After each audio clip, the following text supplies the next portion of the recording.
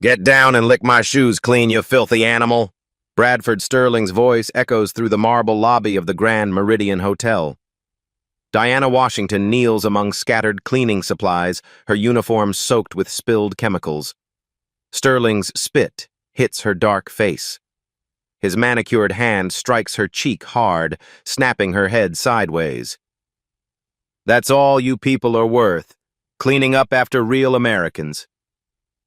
Wealthy guests in $1,000 suits gasp and pull out phones. Sterling grabs Diana's hair, forcing her face toward his Italian leather shoes. She doesn't cry. She doesn't beg. Her eyes stay locked on his face, memorizing every detail. What Sterling doesn't know is that Diana Washington has been recording his crimes for 3 months. What he doesn't know is that she's not a janitor. Federal agents are moving through the crowd.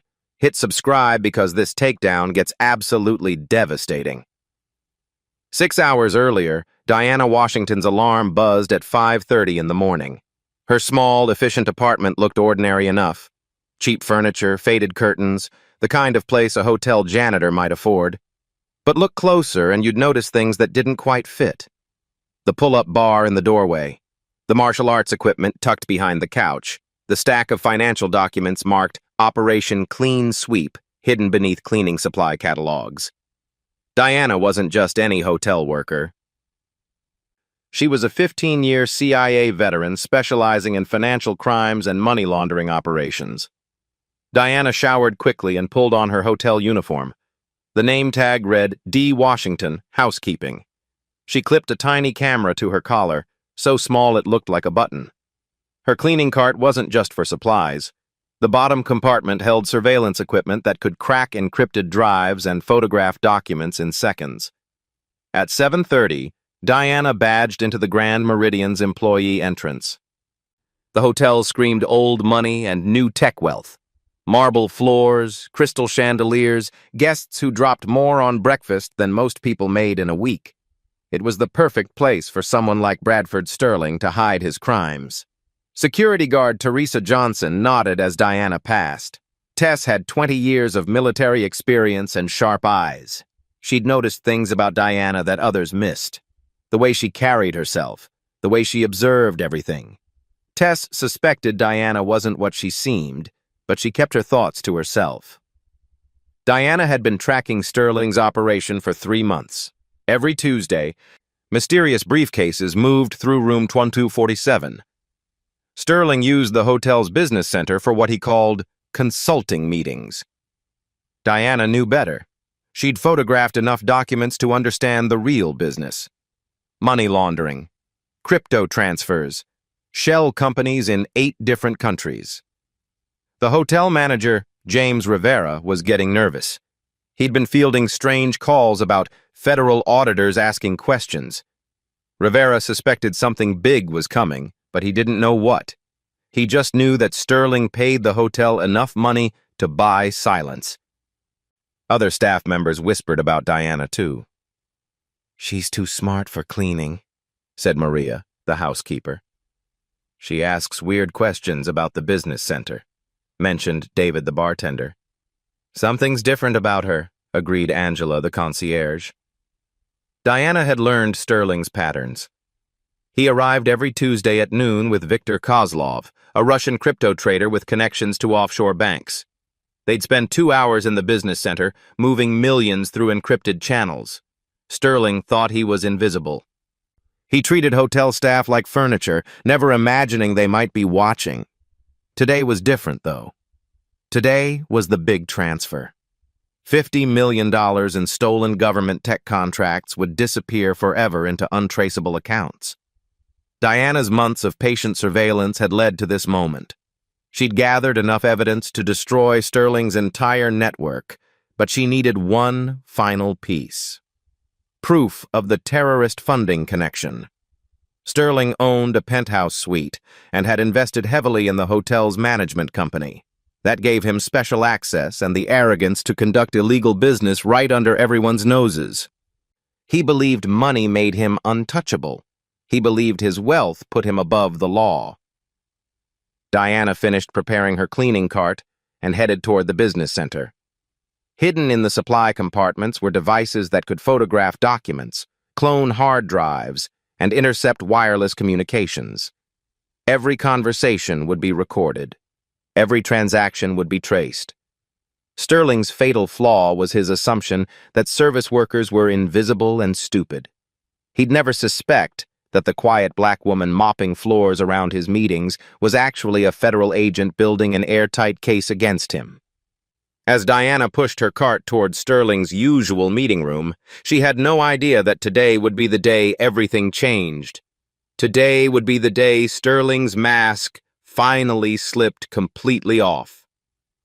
3:15 p.m. Diana pushes her cleaning cart toward the hotel's business center. Through glass doors, she sees Bradford Sterling concluding a consulting meeting. 4 men in expensive suits shake hands around a conference table. Briefcases exchange hands. Documents get signed. Diana knows better. She's tracked this pattern for weeks. These aren't business contracts. They're cryptocurrency transfer authorizations disguised as consulting agreements. Today's meeting moved $47 million through shell companies, converting dirty government contracts into clean offshore accounts. Sterling dismisses his associates. Diana positions herself near the conference room, spraying glass cleaner on spotless windows. The men file out, carrying briefcases like they contain lunch. Victor Kozlov nods to Sterling before disappearing into the elevator. Marcus Carter follows, his encrypted phone buzzing with confirmation codes. Diana waits 2 minutes after the last man leaves. Sterling should be gone, heading to his penthouse to celebrate another successful transfer. She slips into the conference room, her camera recording. The table holds scattered documents that Sterling's people carelessly left behind. Her heart races as she photographs each page. Bank routing numbers, cryptocurrency wallet addresses, shell company names that exist only on paper. This is evidence the FBI needs. Proof that Sterling Dynamics launders money on a massive scale, converting government tech contracts into untraceable payments. As Diana lifts the final document, she hears footsteps. "What the hell do you think you're doing?" Bradford Sterling stands in the doorway, face twisted with suspicion and rage. His expensive suit is perfect, silver hair styled to broadcast authority, but his eyes hold paranoia of a man who knows he's being hunted. Diana freezes, document in her hands. She forces her face into the expression she's practiced for months. Confused, apologetic, afraid. "Sorry, sir. Just cleaning around your papers." Sterling steps closer. Diana smells his cologne mixed with fear sweat. "Were you reading those documents?" "No, sir, I can't really." Diana trails off, playing someone too uneducated to understand complex financial paperwork. "You can't really do what?" Sterling's voice rises. "Read? Think? Use that empty head for anything besides pushing a mop?" Hotel guests in the hallway slow down. A woman in pearls stops checking her phone. A businessman pauses his conversation to stare through glass doors. The attention makes Sterling more agitated, desperate to control the situation. "I should have known," he continued, voice dripping with contempt. "They sent you, didn't they? Which competitor hired you to spy on my business?" Diana shakes her head, maintaining cover even as every instinct screams to drop the act and arrest him. "Sir, I don't understand. I'm just here to empty trash and clean tables." Sterling snatches documents from her hands so violently that paper cuts slice her fingers. Blood drops hit the mahogany table. "Corporate espionage. That's what this is. You people think you can waltz in here and steal from your betters." The stakes crystallize. If Diana's cover gets blown now, 3 months of investigation dies. If Sterling realizes what she's doing, $47 million disappears forever into untraceable accounts. If the terrorism funding operation Diana suspects is real, people will die because she couldn't maintain cover for 1 more day. Sterling isn't finished with her yet. Sterling grabs Diana's arm, his manicured fingers digging deep enough to leave bruises. His paranoia has transformed into rage. The kind that comes from a lifetime of believing the world owes him everything, and anyone who challenges that deserves punishment. "You're coming with me," he hisses, dragging her toward the lobby. "We're going to settle this properly, where everyone can see what happens to thieves." Diana could break his grip in 3 different ways. Her CIA training includes 17 methods for disabling an attacker twice Sterling's size. But breaking cover now means losing everything. So she stumbles along behind him, playing the role of a frightened cleaning lady, being manhandled by her social superior. The Grand Meridian's lobby spreads before them like a stage set for Sterling's performance. Afternoon light streams through crystal chandeliers, casting rainbow patterns across marble floors that cost more than most people's houses. Wealthy guests sip champagne at tables arranged around a fountain that probably costs more than Diana's annual salary. Sterling shoves Diana into the center of the lobby, her cleaning cart toppling behind them. Bleach bottles scatter across expensive tile with sharp plastic sounds that make everyone look up from their conversations. The sudden silence feels heavy, expectant. "Ladies and gentlemen," Sterling announces, his voice carrying that particular authority that comes from never being told no. "I've just caught this woman photographing confidential business documents. Corporate espionage, plain and simple." A murmur ripples through the crowd. Phone cameras emerge like flowers turning toward sunlight. Diana counts at least 15 people recording, their devices capturing every angle of what they think is just another rich man throwing his weight around. "Sir, please," Diana says, her voice pitched perfectly to sound helpless and confused. "I was just cleaning. I don't even know what those papers said." Sterling's laugh is sharp and cruel. "Oh, you don't know? Let me guess, you can't read either? Is that the excuse you people always use when you get caught stealing?" The crowd shifts uncomfortably. Even wealthy people recognize blatant racism when they hear it. But Sterling is too far gone in his rage to care about public opinion. He sees only a threat to his operation, a potential witness who needs to be silenced or discredited. Hotel manager James Rivera appears at the edge of the crowd, his face pale with the kind of fear that comes from watching your biggest VIP customer commit career suicide in public. He approaches carefully, hands raised in a gesture of peace. "Mr. Sterling, perhaps we should handle this privately. In my office, where we can discuss—" "Stay out of this, Rivera." Sterling doesn't even look at the manager. His eyes remain locked on Diana, burning with the kind of hatred that comes from someone who's never been challenged by people he considers beneath him. This is about theft, about corporate espionage, about these people thinking they can spy on their betters. Diana kneels to gather the scattered cleaning supplies, maintaining her submissive posture even as she mentally catalogs every face in the crowd, potential witnesses, future testimony. Evidence that Sterling's mask is finally slipping in front of the very people whose approval he craves most. "Get on your knees properly," Sterling snarls, his voice carrying across the marble lobby. "Show everyone what you really are." The crowd's discomfort becomes visible now. A woman in pearls covers her mouth in shock. A businessman puts down his phone, looking genuinely disturbed. Even the wealthy have limits to how much cruelty they'll witness without flinching. But Sterling is beyond caring about social niceties. 3 months of paranoia, 3 months of knowing someone is hunting him, 3 months of looking over his shoulder have finally broken his carefully maintained facade. The entitled millionaire who usually hides his contempt behind polite society manners is gone, replaced by something uglier and more honest. "You want to know what I think happened here?" Sterling's voice rises with each word. "I think you're too stupid to be a spy. I think you're just another welfare case who thought she could steal from people who actually matter." Security guard Teresa Johnson appears at the lobby's edge, her hand resting on her radio. Former military instincts make her recognize dangerous escalation when she sees it. But Sterling is technically a hotel guest, and Diana is technically an employee. The power dynamics are clear, even if the morality isn't. Sterling reaches down and grabs Diana's hair, yanking her head back so the crowd can see her face. Look at me when I'm talking to you.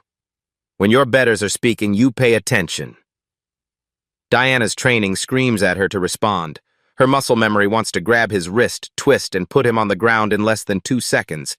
Instead, she looks up at him with eyes that seem submissive but are actually memorizing every detail of his face for the federal prosecutors who will eventually put him away. The crowd watches in stunned silence as Sterling raises his hand. The slap that's coming will change everything. Not just for Diana and Sterling, but for everyone recording, everyone watching, everyone who will see this moment replayed millions of times across social media. Sterling's hand descends toward Diana's face, and the world holds its breath. The slap echoes through the marble lobby. Diana's head snaps sideways, but she doesn't fall. She doesn't cry. Instead, she rises slowly from the scattered cleaning supplies, her posture shifting in a way that makes the watching crowd suddenly pay attention. The submissive janitor is gone. Someone else entirely stands in her place. "Sir," Diana says, her voice carrying new authority that cuts through the stunned silence, "you've just assaulted a federal officer." Sterling freezes, his hand still raised. "What?" Diana reaches into her cleaning cart, past bleach bottles and paper towels, pulling out a leather badge case. She flips it open with practiced precision. The Central Intelligence Agency shield catches afternoon light streaming through crystal chandeliers. "Special Agent Diana Washington, Central Intelligence Agency. You're under investigation for money laundering, Mr. Sterling, and now assault on a federal officer." The lobby erupts, gasps from the crowd. Phones thrust higher. Someone shouts, "Oh my God!" Another voice yells, "Are you getting this?" Sterling's face drains of color, then flushes red. His mouth opens and closes like a fish. "That's impossible. You're just a cleaning lady. You're nobody." "A nobody?" Diana's voice remains steady, professional, but steel underneath. "Is that what you said, Mr. Sterling?" The transformation is complete. Gone is the tired posture. Downcast eyes, subservient manner that made Sterling think he could treat her like property. This woman stands with bearing of someone who's spent 15 years taking down criminals much smarter than Bradford Sterling. Security guard Teresa Johnson steps forward, military training finally making sense of what she'd sensed for months. "Agent Washington, do you require assistance?" Diana nods toward Tess, then addresses the crowd now silent except for clicking phone cameras. "Ladies and gentlemen, what you've witnessed and recorded is assault of a federal agent during an active investigation." Sterling's lawyer training kicks in through his shock. "This is entrapment. This is illegal. You can't pretend to be a hotel employee and spy on people." "Actually, Mr. Sterling, we can. With proper warrants and judicial oversight, which we have." Diana's voice cuts through his protests. "What we can't do is ignore evidence of money laundering, terrorism funding, and assault on federal officers." The crowd presses closer, phone screens glowing as they capture every word. Someone whispers, "This is going viral." Another voice says, "Terrorism funding?" Diana continues, her voice carrying to every corner. "For 3 months, I've documented your operation, converting government contracts into cryptocurrency, moving money through shell companies, funding groups that threaten national security." Sterling's paranoia explodes into desperate rage. "You have nothing! I'm a legitimate businessman! This is harassment!" But his protests sound hollow, especially with video evidence of him assaulting what everyone now knows is a CIA agent. Phones keep recording, capturing his meltdown in high definition. Agent Robert Carter emerges from behind a marble pillar near the hotel bar, badge visible, backup finally revealed. Agent Martinez appears near the elevator bank. The entire lobby operation becomes clear to the watching crowd. Sterling realizes he's surrounded, not just by federal agents, but by dozens of witnesses recording every moment of his complete destruction. 2 million views in 10 minutes, someone calls out, reading their phone screen. Already trending. Diana looks directly at Sterling, her dark eyes holding the promise of justice 15 years in the making. Mr. Sterling, you're under arrest. 4 minutes after Diana flashes her CIA badge, Boston police arrive at the Grand Meridian Hotel looking confused and overwhelmed. Local cops aren't trained to handle federal operations that have just gone viral in real time. Their radios crackle with conflicting orders from supervisors who are frantically calling federal liaisons. Sterling's lawyer, Harold Blackwood, arrives within 8 minutes, his Mercedes screeching to a halt outside the hotel's marble entrance. Expensive suits and entitlement trying to control a narrative that's already spiraling beyond anyone's ability to manage. My client was defending himself against suspected corporate espionage, Blackwood announces to the growing crowd of reporters. He had every right to detain a suspicious person who was photographing confidential business documents. But the lawyer's polished words sound hollow against the backdrop of viral video evidence. Every major social media platform is exploding with footage of Sterling slapping what everyone now knows is a federal agent. The hotel's management goes into full damage control mode. General Manager Patricia Wells calls an emergency board meeting while simultaneously trying to craft a statement that won't destroy the Grand Meridian's reputation. The hotel's official response lands like a lead balloon. This was an unfortunate misunderstanding between a valued guest and a contracted employee. The Grand Meridian regrets any confusion and is cooperating fully with all relevant authorities. Social media users tear the statement apart within minutes. Misunderstanding? He assaulted a CIA agent. Valued guest? You mean violent criminal? The hotel's Twitter mentions become a wasteland of angry responses and boycott threats. Sterling's public relations firm released their own statement 6 hours after the incident, when the viral video had already reached 15 million views across all platforms. The PR damage is catastrophic and irreversible. Mr. Sterling regrets the unfortunate incident that occurred today. He was protecting his intellectual property from potential theft and had no knowledge of the individual's federal employment status. This situation has been blown out of proportion by social media sensationalism. The response backfires spectacularly. Legal experts immediately point out that ignorance of someone's federal employment doesn't excuse assault. Constitutional scholars note that Sterling's behavior would be criminal regardless of Diana's job title. Major news outlets struggle to frame the story in their usual both sides format. How do you create balance when one side shows a millionaire assaulting a federal agent on camera? Conservative commentators attempt to spin the narrative around government overreach and entrapment, but their arguments crumble against the visual evidence.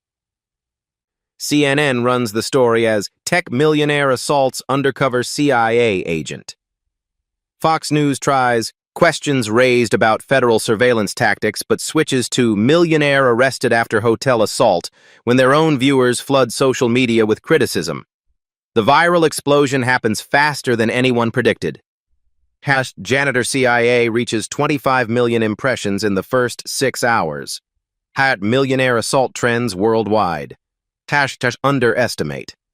This becomes a rallying cry for service workers sharing their own stories of abuse by wealthy customers. Black Twitter celebrates with a mixture of satisfaction and recognition. That's what happens when you pick the wrong one. She said federal officer, and I felt that in my soul. Black women stay being underestimated until we're not. But Sterling's business world tries to protect him through quiet channels. Board members from Sterling Dynamics release carefully worded statements about supporting their CEO during difficult times. Business partners publicly distance themselves while privately assuring Sterling of continued cooperation. The polarized reactions split along predictable lines. Sterling's supporters rally around themes of government overreach and entrapment. They flood comment sections with claims that Diana should have identified herself as federal law enforcement before allowing Sterling to incriminate himself. Diana's supporters focus on the obvious injustice of Sterling's behavior and the satisfaction of watching entitled cruelty get exposed. They share the video endlessly, often with commentary about times they've been similarly dismissed or mistreated by people who assumed their powerlessness. Local news stations interview hotel workers who speak anonymously about Sterling's pattern of abusive behavior toward staff. A bartender mentions Sterling's habit of snapping his fingers at servers. A valet describes being screamed at for not bringing Sterling's car fast enough. The half-hearted apologies keep coming. Sterling's second statement, released through his lawyer at midnight, attempts to sound more contrite. "I apologize for any misunderstanding that occurred today. I was acting to protect my company's confidential information and did not intend to cause harm to any individual." But social media users immediately point out that Sterling's apology never actually acknowledges wrongdoing. He apologizes for misunderstanding rather than assault. He claims protection of information rather than admitting he attacked an innocent person. The systemic protection mechanisms activate automatically. Hotel management quietly reaches out to Sterling's people to discuss continued arrangements. Business associates send private messages of support while maintaining public silence. Diana maintains professional silence throughout the media storm, following federal protocols for ongoing investigations. But the footage speaks louder than any statement she could make. The video of Sterling's assault becomes undeniable evidence of his character, and character matters when business partners start asking harder questions about judgment and liability. FBI Financial Crimes Unit, Boston Field Office. Agent Robert Carter stands before a wall-sized display that looks like something from a crime thriller. Red strings connect photographs, bank statements, and corporate documents in a web that spans 3 continents. At the center sits Bradford Sterling's smiling headshot, surrounded by evidence of the most sophisticated money laundering operation the Bureau has seen in years. "Ladies and gentlemen," Carter addresses the packed briefing room, "what started as a simple money laundering investigation has uncovered something much bigger. Sterling Dynamics isn't just stealing taxpayer money, they're funding domestic terrorism." The timeline stretches across the entire wall. March 15th, Sterling meets with Viktor Kozlov, a Russian cryptocurrency trader with ties to organized crime. Hotel security footage shows briefcases changing hands in the Grand Meridian's business center. March 22nd, $12 million moves through Sterling Industries Consulting, a shell company that exists only on paper. April 8th, Diana photographs encrypted drives being passed in room 1247. The drives contain wallet addresses for cryptocurrency accounts linked to known terrorist financing networks. April 15th, Sterling's assistant emails a list of blockchain addresses to contacts in 8 different countries. FBI cybercrimes intercepted every communication. May 3rd, Sterling wires $4 million to Patriot Defense Solutions, a company owned by Marcus Carter, the former NSA contractor who now sells classified information to domestic extremist groups. May 10th, that same $4 million gets converted to cryptocurrency and distributed to cells planning attacks on federal buildings. June 2nd, the money trail leads to something that makes Diana's blood run cold. Sterling's network has been funding the New America Coalition, a domestic terrorist organization that the FBI has been tracking for 2 years. The group's manifesto calls for the violent overthrow of the federal government and the establishment of a white ethno-state. June 15th, Sterling personally transfers $8 million to offshore accounts controlled by the coalition's leadership. The money gets used to purchase military-grade weapons, explosives, and surveillance equipment. Sterling isn't just laundering money for profit, he's actively funding people who want to destroy the country. The pattern becomes clear as Carter walks the team through months of accumulated evidence. Sterling Dynamics created 17 shell companies across 8 countries specifically to hide the source of terrorist funding. The Grand Meridian Hotel serves as the perfect cover because Sterling owns a significant stake in the hotel management company. Diana's photographs reveal the scope of the operation. Documents showing inflated government tech contracts where Sterling bills the Defense Department 400% above market rates. The excess money gets funneled through consulting fees to companies that exist only to launder funds for terrorist operations. Bank records show $127 million moved through Sterling's network over 18 months. Every transaction designed to convert legitimate government contracts into untraceable payments for people planning mass violence against American citizens. The email evidence tells an even darker story. Sterling to business partner Jake Morrison, these service people are invisible, perfect cover for moving packages without anyone paying attention. Sterling to his lawyer Harold Blackwood, if any staff get curious, manufacture cause for termination or arrest. Sterling to his accountant Sarah Wilson. The cleaning lady was taking pictures in the conference room. We need to handle this situation permanently. That email, sent just hours before Sterling assaulted Diana, shows premeditation and consciousness of guilt.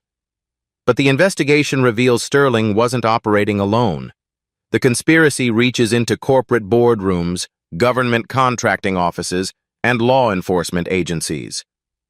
Detective Marcus Williams from Boston PD has been feeding Sterling information about federal investigations in exchange for $50,000 per month. City Councilman Robert Hayes approved zoning variances for Sterling's properties despite knowing about their use in money laundering operations. The councilman's campaign received $200,000 in donations from Sterling's shell companies over the past 3 years. The chain of similar incidents stretches back years. Maria Santos, the former hotel housekeeper, was fired after photographing suspicious meetings between Sterling and known arms dealers. Restaurant server David Kim got sued for theft after witnessing money transfers in Sterling's private dining room. Parking attendant Jerome Williams was arrested on fabricated drug charges after recognizing license plates of vehicles used in terrorist financing operations. Diana's real mission becomes clear. She's part of Operation Clean Sweep, a 3-year federal investigation targeting tech industry money laundering that funds domestic terrorism. Sterling's network connects to a larger scheme involving government contract fraud that spans 12 states and involves over $2 billion in stolen taxpayer funds. The FBI's Behavioral Analysis Unit provides psychological profiles of Sterling's organization. These aren't desperate criminals driven by poverty or ideology. They're wealthy, educated individuals who believe their economic status grants them immunity from consequences. They see themselves as patriots while funding people who want to murder federal agents and blow up government buildings. Tomorrow's planned transfer would have completed the laundering cycle for the largest payment yet. $50 million earmarked for the New America Coalition's Summer Offensive, a coordinated attack on federal buildings in 6 major cities. Diana's blown cover may have prevented the deadliest domestic terrorist attack since Oklahoma City. The stakes increase exponentially as the investigation expands. Every day Sterling remains free is another day his network can move money, destroy evidence, and warn co-conspirators. Every hour of delay potentially costs lives. Agent Carter closes the briefing with sobering mathematics. Sterling's operation has successfully funded 17 terrorist attacks over the past 2 years. Bombings of federal office buildings in Portland and Atlanta, assassination attempts on federal judges in Texas and California, mass shootings targeting government employees and their families. The viral video of Sterling assaulting Diana isn't just satisfying internet content. It's evidence in a terrorism case that could prevent hundreds of deaths and save taxpayers billions of dollars. Diana's undercover work has exposed a network that represents one of the most serious threats to American national security in decades. But now Sterling knows he's been discovered.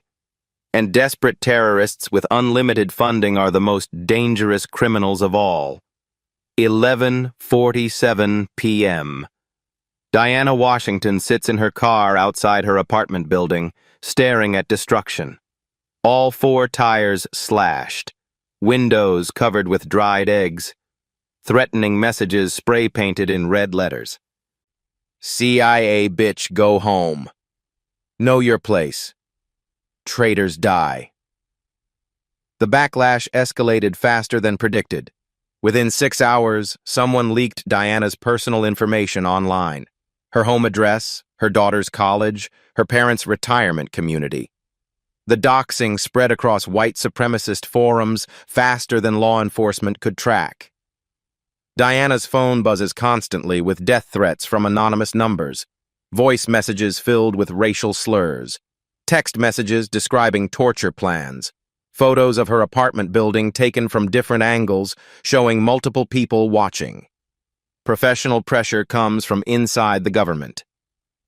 CIA Deputy Director Marcus Hammond calls Diana into his office at 7 a.m. His face shows strain from congressional oversight committees and media disasters. Washington, you're burned. Sterling's lawyers are claiming entrapment, illegal surveillance, constitutional violations. Maybe we should consider reassignment until this dies down. Diana refuses. No, sir. We finished this operation.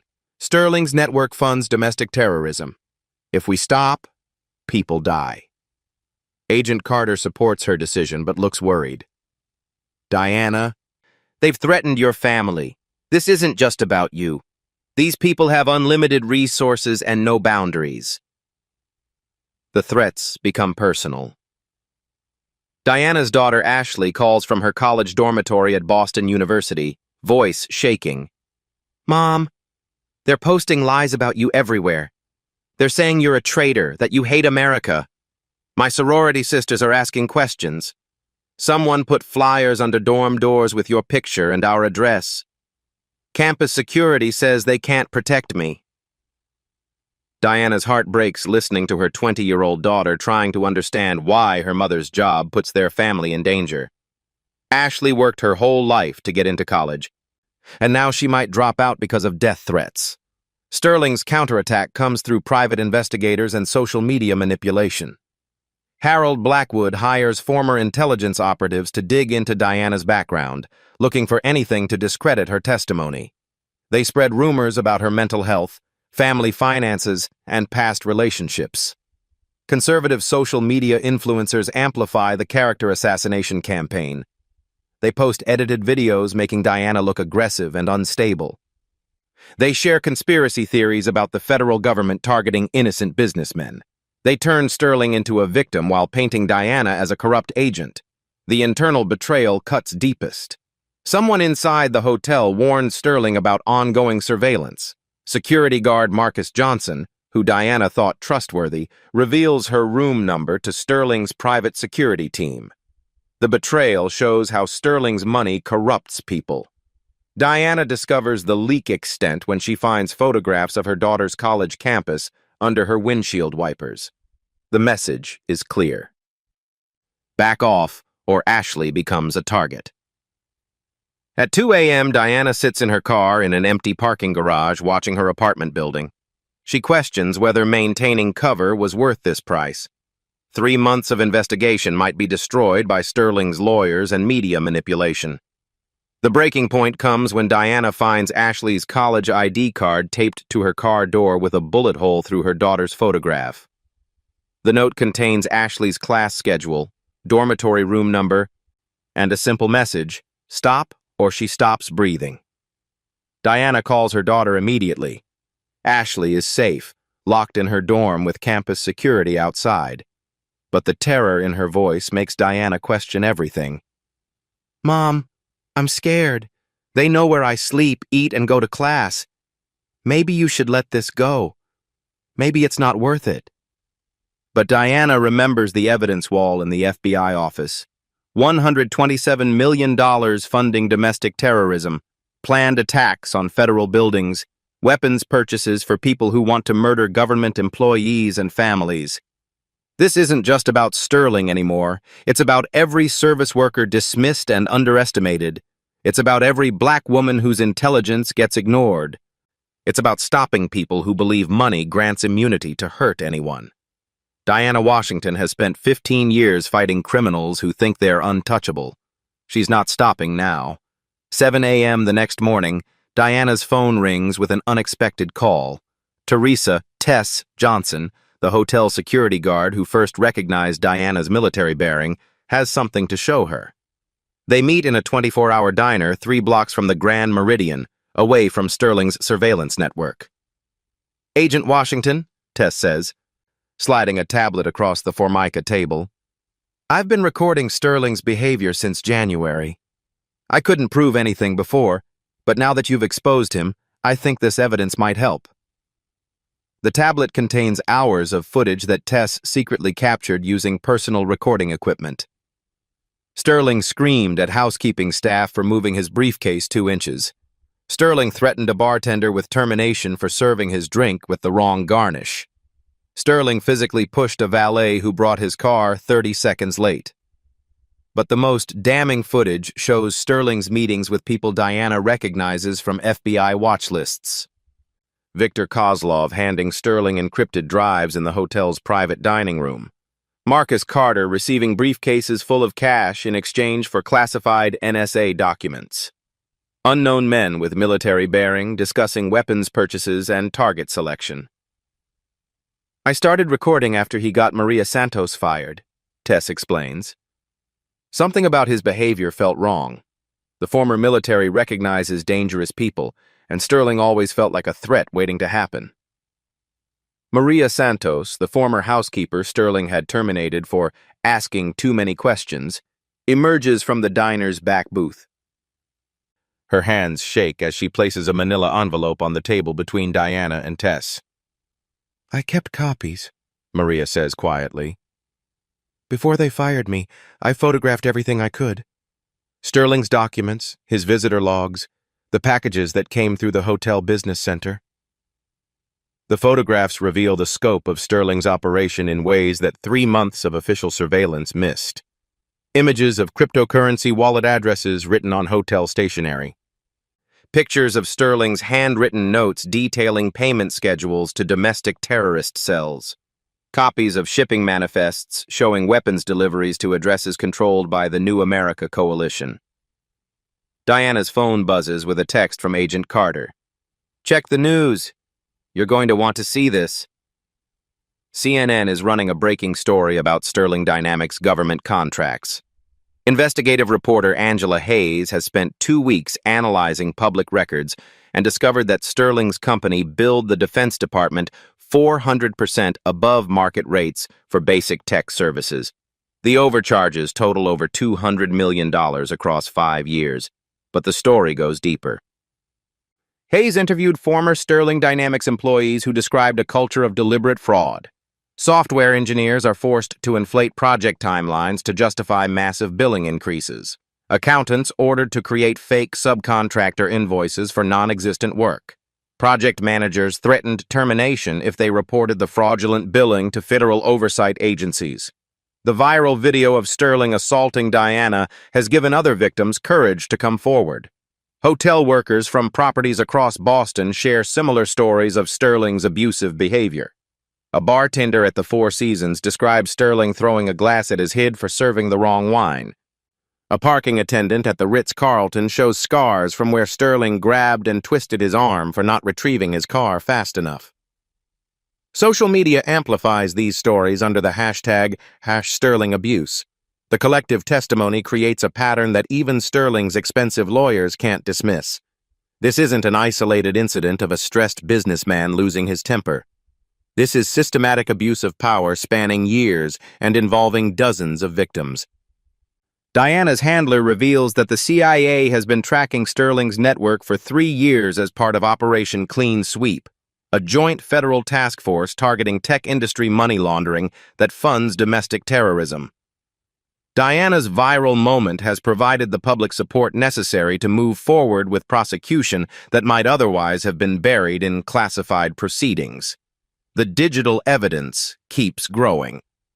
IT specialist James Rivera, the hotel's nervous manager who was receiving threatening phone calls from Sterling's people, finally decides to cooperate with federal investigators. He reveals that Sterling demanded access to the hotel's server room and installed private encryption equipment for communications with terrorist financiers. Rivera provides copies of every encrypted message that passed through Sterling's private server. Communications discussing package deliveries that are actually weapons shipments. Conversations about consultation fees that are really payments to domestic terrorist cells. Sterling's own words documenting his role in funding groups that plan mass violence against American citizens. The unedited security footage from Diana's assault gets released through federal channels, showing 14 minutes of Sterling's escalating aggression without any cuts or edits.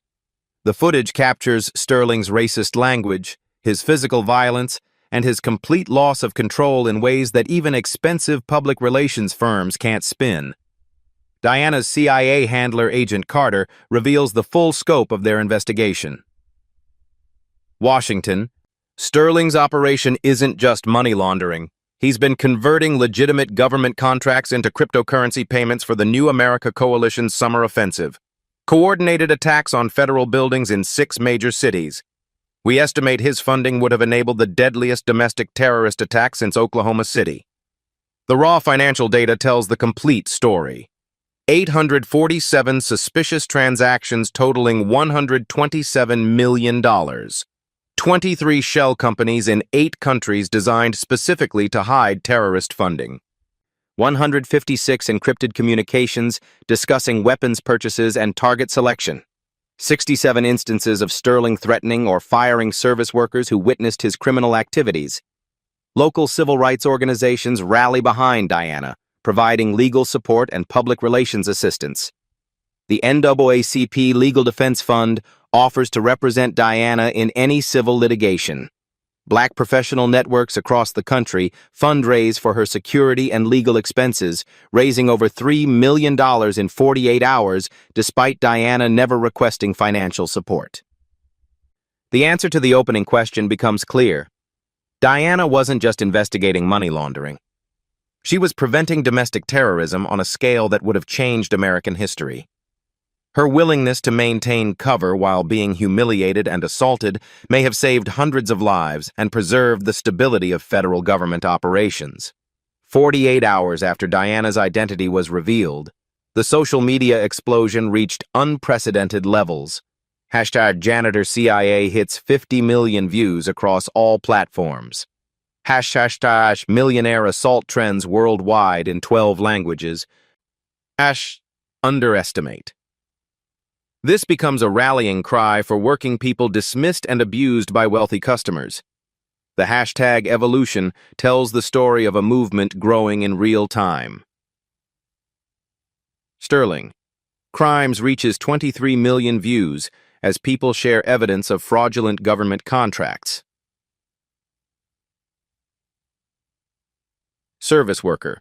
Respect gains 15 million views as hotel, restaurant, and cleaning staff share stories of abuse by entitled customers. #Black Excellence. Hidden trends with 40 million views, celebrating Diana's intelligence. Outside Sterling Dynamics headquarters in Boston's financial district, protests begin spontaneously. No organizers, no permits, just angry citizens demanding answers. The crowd grows from 50 people Wednesday morning to over 5,000 by Friday afternoon. Protesters broadcast Sterling's crimes to worldwide audiences through live streams. The corporate pressure becomes overwhelming. Sterling's business partners cut ties in carefully worded press releases. Patriot Defense Solutions, the shell company that received $4 million for terrorist financing, dissolves overnight. 3 board members from Sterling Dynamics resign immediately. Sterling's stock price crashed 67% in 3 days. Government contracts worth $50 million get suspended pending federal investigation. The Defense Department launches audits of every Sterling Dynamics contract dating back 5 years. Congressional oversight committees announce hearings on defense contractor fraud. Celebrity support amplifies Diana's story beyond traditional news cycles. Olympic gymnast Simone Biles tweets, "Black women stay being underestimated until we're not. #underestimate this." Actor Michael B. Jordan shares the assault video with, "This is what courage looks like." Oprah dedicates an entire segment to Diana's story. The youth movement spreads across college campuses nationwide. Students at Harvard organize undercover justice demonstrations highlighting how society underestimates service workers, women of color, and working-class intelligence. At Yale, students stage mock trials showing Sterling's crimes against democracy. At Howard University, criminal justice students analyze Diana's investigation techniques. Hotel workers across the hospitality industry form overnight unions, demanding protection for employees who report suspicious activity. The Grand Meridian staff creates the first worker protection union specifically designed to shield service employees from retaliation when witnessing criminal behavior by wealthy guests. Community fundraising for Diana's security reaches $4 million in 72 hours, despite Diana requesting donations go to organizations supporting other service workers facing retaliation. The GoFundMe page becomes a platform for sharing similar stories, creating a database of wealthy individuals who abuse service staff. Sterling's isolation becomes complete and public. His country club revokes membership.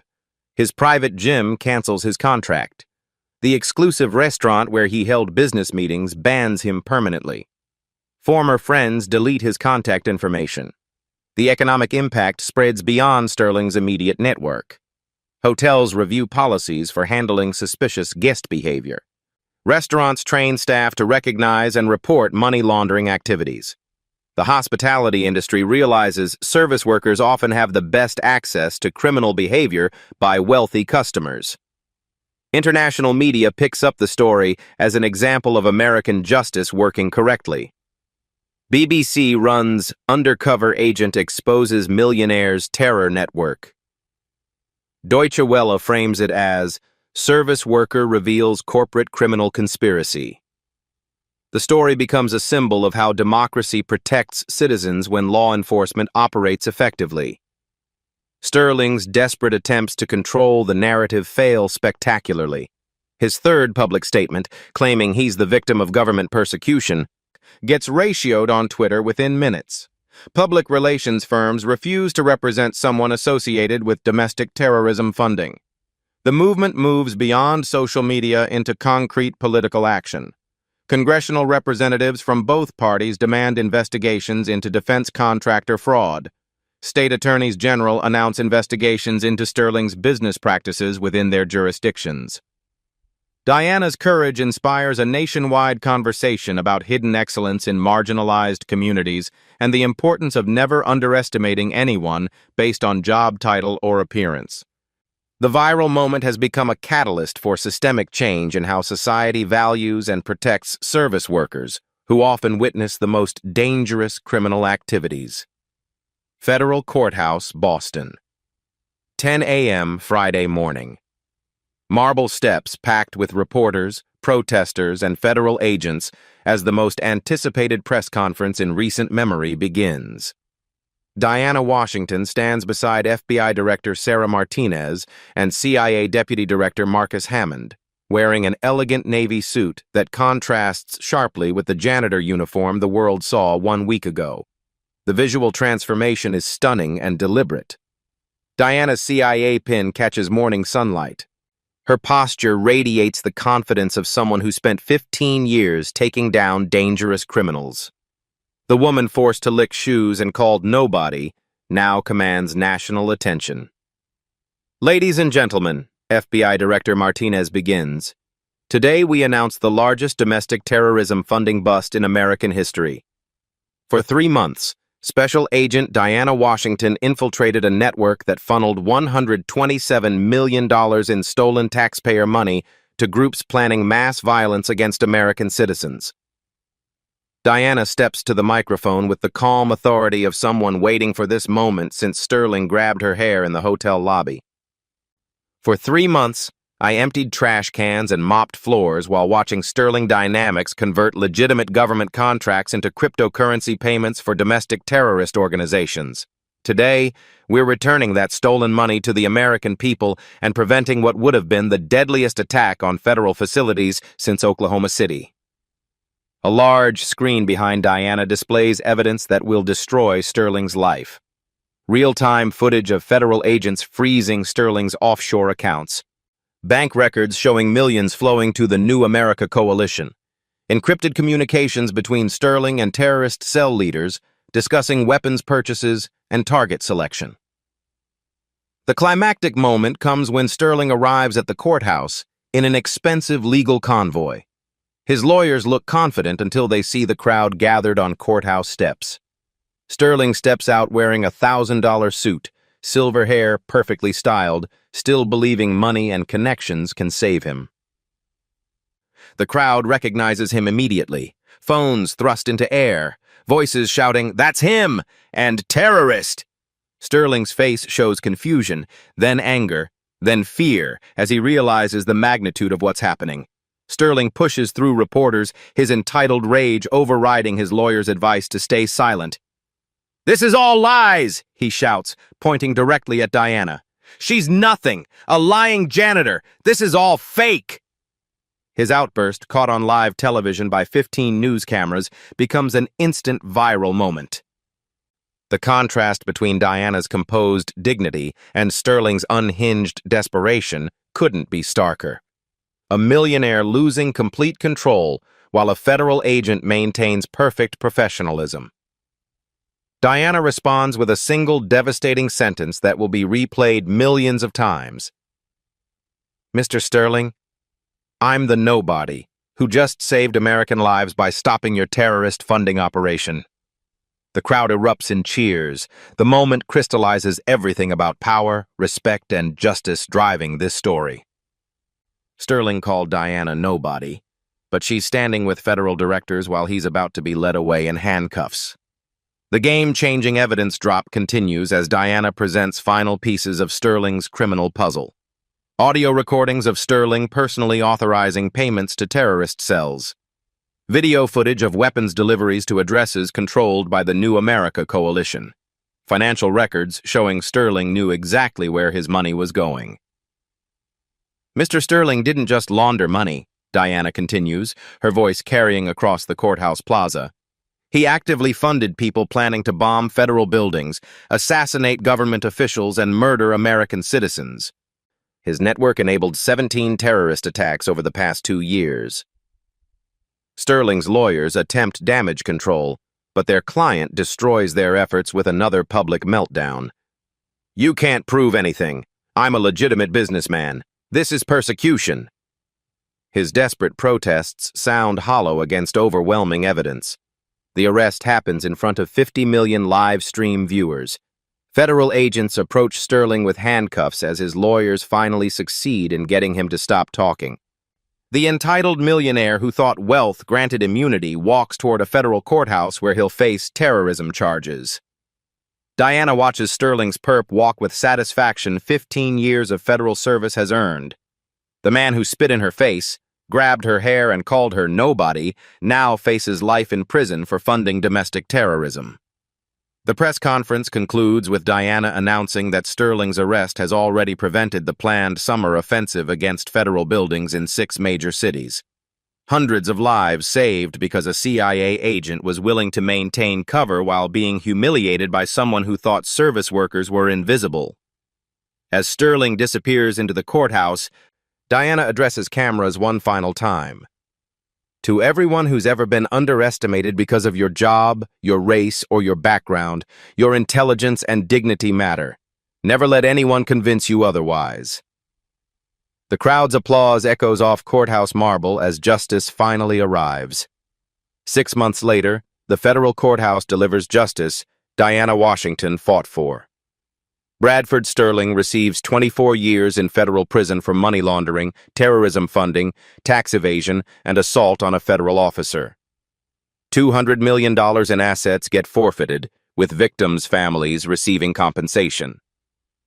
Diana stands in the courtroom wearing her blue CIA uniform, watching Sterling's final moment.